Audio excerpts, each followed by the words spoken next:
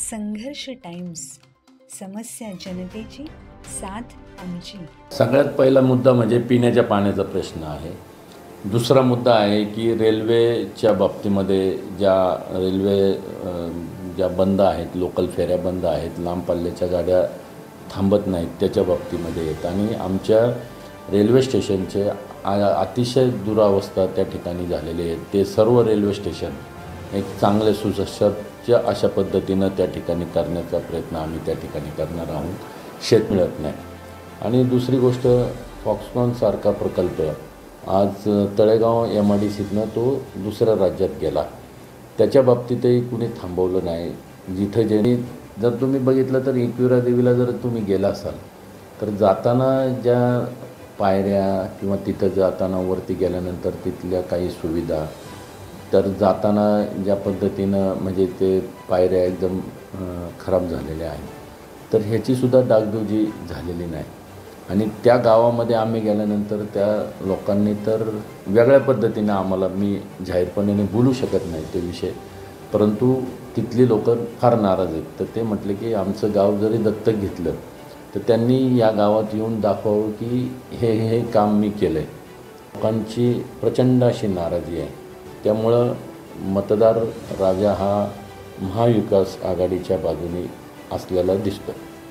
सुरुवातीपासून आम्ही या आंदोलनामध्ये आहोत आणि जोपर्यंत हा विषय निकाली लागत नाही तोपर्यंत आम्ही मराठा समाजाच्या सर्व बांधवांच्या बरोबर खांद्याला खांदा लावून काम आम्ही त्या ठिकाणी करणार आहोत. आणि ज्या ठिकाणी नागरी सुविधा असतील किंवा जे गडकिल्ले आहेत किंवा लेण्या आहेत किंवा जे आता या मतदारसंघामध्ये जगद्गुरू संत तुकाराम महाराजांचं मंदिर आहे, त्याचप्रमाणे आई एकविरा मंदिर आहे, तसंच आपलं मोराया गोसावी मंदिर आहे. तर ह्या ठिकाणी जर आपण काही चांगल्या पद्धतीनं जर तिथं डेव्हलप केलं, अतिशय चांगल्या पद्धतीनं वातावरण या मावळ मतदारसंघामध्ये आहे. तुम्ही जर बघितलं तर गेल्या 2-3 महिन्यापासून या मतदारसंघामध्ये आम्ही फिरतो आहे. आणि महाविकास आघाडीच्या माध्यमातून या ठिकाणी ज्यावेळेस उमेदवार म्हणून मी फिरत असताना गेल्या 10 वर्षामध्ये जे काही झालेलं नाही किंवा जे आश्वासनं दिली होती किंवा ज्या बाबतीमध्ये सांगितलं गेलं होतं तर त्याचं कुठेही पूर्तता झालेली दिसत नाही किंबहुना त्यासाठी कुठलीही हालचाल झालेली दिसत नाही. आणि ज्या गावात वाड्या वस्त्यांमध्ये किंवा शहरांमध्ये आम्ही जात होतो तर त्या ठिकाणचे वेगवेगळे प्रश्न आहेत. म्हणजे पनवेलमधले वेगळे विषय आहेत, उरणमधले वेगळे विषय आहेत, कर्जत खालापूरचे वेगळे विषय आहेत, मावळचे वेगळे विषय आहेत आणि पिंपरी आणि चिंचवडचे वेगळे विषय आहेत. तर ह्या सगळ्या गोष्टी जर आपण बघितल्या तर वेगवेगळ्या विषयांचे जी काही व्हायला पाहिजे होते, प्रश्न सुटले पाहिजे होते. उदाहरणार्थ आपण जर बघितलं तर पनवेल शहरामध्ये पाण्याचा प्रश्न आहे. पाण्याचा प्रश्न इतका मोठ्या प्रमाणात आहे, पण पनवेलमध्ये पाण्याच्या बाबतीमध्ये कुणीही लक्ष देत नाही. त्यानंतर पनवेल शहरामध्ये जे शिडकोची आणि ह्यांची जी कॉलन्या आणि हे जे पनवेल शहरामध्ये समाविष्ट झालेत तर त्यांच्या टॅक्सच्या बाबतीतला विषय तसाच आहे. त्यानंतर जर तुम्ही बघितलं तर लोकल फेऱ्या ज्या आहेत तर त्या लोकल फेऱ्या पण वाढल्या नाहीत. ज्या करोनाच्या काळामध्ये ज्या बंद झाल्यात त्या बंदच आहेत, अजूनही बंद आहे. किंवा लांब पल्ल्याच्या गाड्या थांबायला पाहिजे त्यासुद्धा थांबत नाही. म्हणजे अशा अनेक प्रश्न वेगवेगळ्या भागामध्ये वेगवेगळे आहेत. उरणमध्ये जर आपण बघितलं तर उरणमध्ये MIDCचा भाग आहे. MIDCला किंवा तिथल्या कामगारांच्या बाबतीतले जे विषय आहेत ते विषय अजून तसेच प्रलंबित आहेत. किंवा कामगारांना कंपन्यांकडनं किंवा मालकांकडनं ज्या पद्धतीनं हॅरेसमेंट केलं जातं त्याच्याकडेही लोक दुर्लक्ष केलं जातं आहे. त्यानंतर तुम्ही तिथं जे काही इंडस्ट्री एरिया आहे त्या इंडस्ट्री एरियाला ज्या सुविधा द्यायला पाहिजे त्या सुविधा त्या ठिकाणी मिळत नाही. त्याच्यामुळं तिथली लोक त्या बाबतीतले नाराजी त्या ठिकाणी दिसते. आणि ज्या खोपोली असेल, कर्जत असेल किंवा या भागामध्ये, खोपोलीला तर पिण्याच्या पाण्याचा प्रश्न अगदी भेडसावतो. कर्जत या ठिकाणी देखील आपण जर बघितलं तर तिथल्या नागरिकांच्या बाबतीमध्ये ज्या सुविधा द्यायला पाहिजे त्या सुविधा त्या ठिकाणी नाही. माथेरानचा जर विषय घेतला तर माथेरानला देखील ज्या सुविधा द्यायला पाहिजे होत्या की अजून एक रस्ता, दुसरा जो रस्ता आहे तो करणं असेल, किंबहुना जे माथेरानमध्ये ज्या पद्धतीनं त्या ठिकाणी नागरी सुविधा द्यायला पाहिजे त्या ठिकाणी दिल्या गेलेल्या नाही आहेत. तर अशा वेगवेगळे प्रश्न त्या भागामध्ये आहेत. वरतीसुद्धा आज पिंपरी चिंचवडच्या अनधिकृत बांधकामांचा प्रश्न तसाच आहे. इथंही पिण्याच्या पाण्याचा प्रश्न तसाच आहे. मावळमध्ये जर आपण बघितलं तर मावळमध्ये सुद्धा शेतकऱ्यांच्या बाबतीमध्ये असेल किंवा शेतकऱ्यांना कशा पद्धतीनं केंद्र शासनाची मदत मिळायला पाहिजे तर ती मिळत नाही. आणि दुसरी गोष्ट, फॉक्सकॉनसारखा प्रकल्प आज तळेगाव MIDCतनं तो दुसऱ्या राज्यात गेला. त्याच्या बाबतीतही कुणी थांबवलं नाही. जिथं जे नेतृत्व करणारी लोक होती त्यांनीसुद्धा त्याकडं दुर्लक्ष केलं. आणि ह्या बाबतीमध्ये बारकाईनं ज्यावेळेस आम्ही फिरतो आहे तर लोकांची प्रचंड अशी नाराजी आहे. त्यामुळं मतदार राजा हा महाविकास आघाडीच्या बाजूने असलेला दिसतो. मराठा समाजाचं एकंदरीत जे आंदोलन सुरू होतं मागील काळात, आपण सुद्धा मराठा आहात, या आंदोलनात आपला सहभाग कसा होता आणि समाजाला आपण काय आव्हान करायचं? नाही, याच्यामध्ये मराठा समाजासाठी ज्या पद्धतीनं म्हणजे सुरुवातीपासून आम्ही या आंदोलनामध्ये आहोत आणि जोपर्यंत हा विषय निकाली लागत नाही तोपर्यंत आम्ही मराठा समाजाच्या सर्व बांधवांच्या बरोबर खांद्याला खांदा लावून काम आम्ही त्या ठिकाणी करणार आहोत.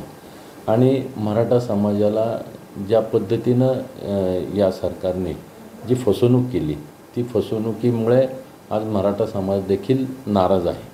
आणि निश्चितच आज मराठा समाजाने सकल मराठा समाजाच्या माध्यमातून या ठिकाणी महाविकास आघाडीला पाठिंबा दिलेला आहे. त्यामुळं निश्चितच त्याचा फायदा भविष्यामध्ये महाविकास आघाडीला होईल. साहेब, समोरचे उमेदवार पाहिजे तर श्रीरंग अप्पा बडण्याचा तिसऱ्यांदा उभे राहिलेले आहेत आणि तुम्ही आता त्यांच्यासमोर आहात. तुम्हाला मोठं आव्हान वाटते का तुमच्यासमोर उभे आहे? नाही, तसं आव्हान बघा, शेवटी हा खेळ आहे आणि खेळाडू वृत्तीनं जर खेळला तर तो अतिशय चांगल्या पद्धतीनं पुढं जातो. आणि मी एक खेळाडू असल्यामुळं मी अगदी खेळाडू वृत्तीनं या ठिकाणी काम करतो आहे. आणि जरी त्यांची तुम्ही म्हणताय त्याप्रमाणे तर मला नाही वाटत, कारण की जर ह्या 10 वर्षामध्ये ही जर कामं केली असती किंवा लोकांशी संपर्क साधला असता किंवा लोकांमध्ये जर आपण राहिला असता तर निश्चित त्याचा फायदा त्यांना झाला असता. आणि पण तरीसुद्धा आज तुमच्या माध्यमातून सुद्धा काही लोकांपर्यंत तुम्ही पण पोचताय, आम्ही पोचतो आहे, तर लोकांची जी नाराजी आहे ती स्पष्ट दिसते. त्याच्यामुळं निश्चितच ह्याचा फायदा आम्हाला होईल असं मला वाटतं. आपल्याला काय वाटतं साहेब, लोकांनी या जनतेने संजोग वाघेरे यांना मतदान काय करावं, लोकांना आपण काय आश्वासन दिलं? नाही, ह्याच्यामध्ये मला जर तुम्हाला सांगायचं म्हटलं तर मी गेल्या 30 वर्षापासून सामाजिक कार्यात काम करतो आहे. आणि सामाजिक कार्याची मला आवड असल्यामुळे मी पिंपरी चिंचवड महानगरपालिकेमध्ये महापौर होतो, नगरसेवक होतो. आज वेगवेगळ्या पदांवरती मी काम केलेलं आहे आणि प्रशासनाचा मला अनुभव थोडाफार आहे. आणि आज ह्या ज्या काही समस्या आहेत, आम्ही ज्या पद्धतीनं या मतदारसंघामध्ये फिरतो आहे तर ह्या समस्यांची कुठंतरी आम्ही त्या ठिकाणी हे मार्गी लावावं, त्या दृष्टिकोनातून आपल्याला अतिशय चांगलं काम करण्याची संधी या मतदारसंघामध्ये आहे. कारण की हा मतदारसंघ जर आपण बघितला तर एक निसर्गरम्य वातावरणाचा हा मतदारसंघ आहे. आणि निश्चितच ह्याचा फायदा आपल्याला जर करून घेता आला आणि ज्या ठिकाणी नागरी सुविधा असतील किंवा जे गडकिल्ले आहेत किंवा लेण्या आहेत किंवा जे आता या मतदारसंघामध्ये जगद्गुरू संत तुकाराम महाराजांचं मंदिर आहे, त्याचप्रमाणे आई एकविरा मंदिर आहे, तसंच आपलं मोराया गोसावी मंदिर आहे. तर ह्या ठिकाणी जर आपण काही चांगल्या पद्धतीनं जर तिथं डेव्हलप केलं तर निश्चितच भाविक त्या ठिकाणी येतील आणि त्यामुळे आजूबाजूचे जे आमचे व्यापारी आहेत किंवा आजूबाजूचे नागरिक आहेत तर त्यांना तो नक्कीच फायदा होईल. आणि या भागामध्ये चांगल्या मोठ्या प्रमाणात इंडस्ट्री एरिया पण आहे, JNPT सारखा विषय आहे. तर ह्याच्यामुळं नागरिकांना काम म्हणजे जे तरुण मुलं आहेत तर ह्यांना काम मिळण्याची संधी चांगली प्राप्त करता येईल. इथं नवीन नवीन इंडस्ट्री आणता येईल आणि त्या दृष्टिकोनातून आम्ही प्रयत्न करणार आहोत. तर मला असं वाटतं की साहजिकच या सगळ्या गोष्टी जर केल्या तर निश्चितच त्याचा फायदा आपल्याला नागरिकांना करून देता येईल आणि त्यामुळं मला असं वाटतं की मी या ठिकाणी निवडून येण्याची शक्यता आहे. आपलं मावळ परिसरातली वेरगाव ग्रामपंचायत तालुका मावळ जिल्हा पुणे आप्पा बारणे यांनी दत्तक घेतली होती. त्या ठिकाणी विकास झाला नाही असं आम्हाला मीडियाच्या माध्यमातून बऱ्याच लोकांनी सांगितलेलं आहे. तुमचा अनुभव काय? वेरगावमध्ये आम्ही गेल्यानंतर आम्ही त्या लोकांनी म्हणजे अक्षरशः म्हणजे वेगळ्या पातळीवरती आमच्याशी संवाद साधला त्यांच्याबद्दल. कारण वेरगाव हे एकविरा देवीच्या बाजूचं गाव आहे आणि जर तुम्ही बघितलं तर एकविरा देवीला जर तुम्ही गेला असाल तर जाताना ज्या पायऱ्या किंवा तिथं जाताना वरती गेल्यानंतर तिथल्या काही सुविधा तर जाताना ज्या पद्धतीनं म्हणजे ते पायऱ्या एकदम खराब झालेल्या आहेत तर ह्याचीसुद्धा डागडुजी झालेली नाही. आणि त्या गावामध्ये आम्ही गेल्यानंतर त्या लोकांनी तर वेगळ्या पद्धतीनं आम्हाला मी जाहीरपणे बोलू शकत नाही ते विषय, परंतु तिथली लोक फार नाराज आहेत. तर ते म्हटले की आमचं गाव जरी दत्तक घेतलं तर त्यांनी या गावात येऊन दाखवावं की हे काम मी केलं आहे. तर असंही त्यांना दाखवू शकत नाही. अशा पद्धतीनं तिथला कुठल्याच पद्धतीनं त्या गावामध्ये विकास झालेला नाही. त्यामुळं ती गाव अतिशय नाराज आहे. संजोग वाघेरे यांच्याकडे दाखवायला काहीही अजूनपर्यंत काम नाही अशी टीका आपल्यावर वारंवार होते. त्या टीकेला आपण एक सार्वजनिकपणे काय उत्तर द्याल? हे बघा, ज्यावेळेस आपण काम करतो, मी सार्वजनिक क्षेत्रामध्ये काम करत असताना पिंपरी चिंचवड महानगरपालिकेमध्ये मी काम करतो आहे. तर मी जिथं काम केलं आहे मी तिथलं कामच सांगू शकतो. मी ज्यावेळेस कुणी असो म्हणजे पंतप्रधानांनी जर समजा पंतप्रधान पदावरती निवड झाली तर ती निवड झाली त्याच्या अगोदरचं तुम्ही काम दाखवा तर कुणी काय ज्यांनी काम केलं तिथलंच काम सांगू शकतो. आणि ह्या सर्व बाबतीमध्ये ही जे काही टीका करणारी आहेत ह्यांनीसुद्धा पहिलं आपण काय होतो त्याचं आत्मपरीक्षण करावं. आपण काय डायरेक्ट खासदार झाला नाहीत की डायरेक्ट आमदार झाले नाहीत. तर आपणसुद्धा काही गोष्टी करताना त्यावेळेस मग आपण दाखवलेत का काय कामं.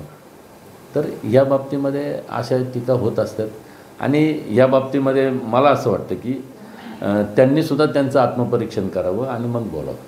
आपलं राष्ट्र धर्मनिरपेक्ष आहे. देशातलं एक वातावरण बघितलं एक विशिष्ट धर्माला म्हणजे खास करून मुस्लिम धर्माला टार्गेट करून तो विरोधक प्रचार करत आहे. तुमचं त्याबद्दल काय म्हणणं? नाही, आपला हा देश सर्व जाती जमातीनं नटलेला देश आहे. यापूर्वी देखील म्हणजे गेले 70 वर्षापासून या देशामध्ये सर्व जाती जमातीची लोकं राहतात आणि अतिशय चांगल्या गुणागोविंदाने या ठिकाणी राहतात. तर ह्या बाबतीमध्ये असं राजकारण करू नये असं मी या मताचं आहे.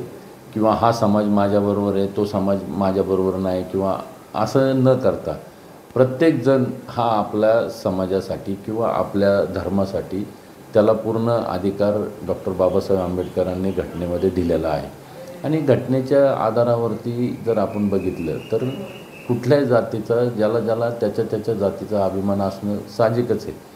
आणि ज्यावेळेस आपण आपल्या देशामध्ये वावरतो तर सगळे एकत्र येऊन आपण सगळ्यांचे सण साजरा करतो. आणि त्यामुळं मला असं वाटतं की बाबा ह्या बाबतीमध्ये कुणी जातीपातीचं राजकारण करू नये. साहेब, आज प्रचाराचा शेवटचा दिवस आहे. काही शेवटचे तास तुमच्याकडे राहिलेले. परवामध्ये 13 तारखेला मतदान होत आहे. काय वाटते 4 जूनला काय चित्र असेल? निश्चितच मतदार राजांवरती आमचा पूर्ण विश्वास आहे. मतदार राजांनी ठरवलेलं आहे आणि ही इलेक्शन मी ज्यावेळी आम्ही मतदारसंघात फिरतो किंवा ह्या सगळ्या गोष्टी करत असताना ही इलेक्शन लोकांनी हातात घेतलेली आहे. त्याच्यामुळं येत्या 13 तारखेला महाविकास आघाडीच्या माध्यमातून या ठिकाणी अतिशय चांगला कौल जनता देईल असं मला वाटतं. आणि 4 तारखेला निश्चितच महाविकास आघाडीचा म्हणजे बाजूने जास्त उमेदवार निवडून येतील आणि मावळची ही जनता निश्चितच महाविकास आघाडीचा उमेदवार या नात्यानं माझ्यावरती जबाबदारी देतील याची खात्री मला या ठिकाणी आहे. साहेब 4 तारखेला जर जनतेने आपल्या बाजूने कौल दिला तर सगळ्यात पहिले आपण खासदार झाल्यानंतर असे काय मुद्दे आहेत जे जनतेसमोर मांडणार आहेत आणि त्या समस्या सोडवणार? सगळ्यात पहिला मुद्दा म्हणजे पिण्याच्या पाण्याचा प्रश्न आहे. दुसरा मुद्दा आहे की रेल्वेच्या बाबतीमध्ये ज्या बंद आहेत, लोकल फेऱ्या बंद आहेत, लांब पल्ल्याच्या गाड्या थांबत नाहीत त्याच्या बाबतीमध्ये येत आणि आमच्या रेल्वे स्टेशनचे अतिशय दुरावस्था त्या ठिकाणी झालेली आहे. ते सर्व रेल्वे स्टेशन एक चांगले सुसज्ज अशा पद्धतीनं त्या ठिकाणी करण्याचा प्रयत्न आम्ही त्या ठिकाणी करणार आहोत. शेतकऱ्यांसाठी ज्या काही केंद्र शासनाच्या ज्या स्कीम आहेत, केंद्र शासनाच्या ज्या काही योजना आहेत त्या योजना शेतकऱ्यांपर्यंत पोचून शेतकऱ्यांना त्या ठिकाणी चांगला फायदा होईल या दृष्टिकोनातून आम्ही प्रयत्न करणार आहोत. त्याचप्रमाणे जे बेरोजगार आपले तरुण आहेत तर त्यांच्यासाठी जे आपली MIDC आहे, ज्या भागामध्ये आपल्या MIDC आहेत त्या ठिकाणी नवीन उद्योग कशा आणता येईल आणि आहे त्या MIDCला ताकद कसे त्या पद्धतीनं देऊन तिथं उद्योग कसा वाढवता येईल ह्याकडं आम्ही प्रामुख्यानं बघणार आहोत. आणि मुळात म्हणजे जे काही कामगारांचे प्रश्न आहेत, कामगारांचे जे बदललेले कायदे आहेत ह्या कायद्यांच्या बाबतीमध्ये विरोध करून त्या ठिकाणी ते कायदे रद्द करण्यासाठी, शेतकऱ्यांच्या बाबतीमध्ये जे कायदे तयार झालेले आहेत त्याच्या बाबतीमध्ये आणि शेतकऱ्यांच्या बाजूने कशा पद्धतीनं ते हमीभाव आणि ह्या गोष्टी आपल्याला करता येईल त्यासाठी अशा अनेक या समस्या आहेत. ह्या 2-3 मुद्दे घेऊन सुरुवातीला आणि त्याचप्रमाणे आम्ही प्रत्येक गावामध्ये जाऊन गाव भेट दौरा ज्या पद्धतीनं आत्ता केला आहे तर संबंधित विभागाच्या अधिकाऱ्यांना घेऊन गाव भेट दौरा करून त्या ठिकाणी आम्ही तिथल्या समस्या जाणून घेऊन तिथल्या तिथंच काही समस्यांचं निरसन करता येईल तर तिथल्या तिथंच त्या अधिकाऱ्यांच्या माध्यमातून त्या ठिकाणी केलं जाईल आणि राहिलेल्या गोष्टी त्या पाठपुरावा करून निश्चितच आपण त्याच्यामध्ये काम करणार आहोत असं या निमित्ताने मी सांगतो. साहेब, मतदानाचा दिवस उजेडायला अवघा 1 दिवस मध्ये राहिलेला आहे. मतदार राजाला आपण काय आवाहन कराल?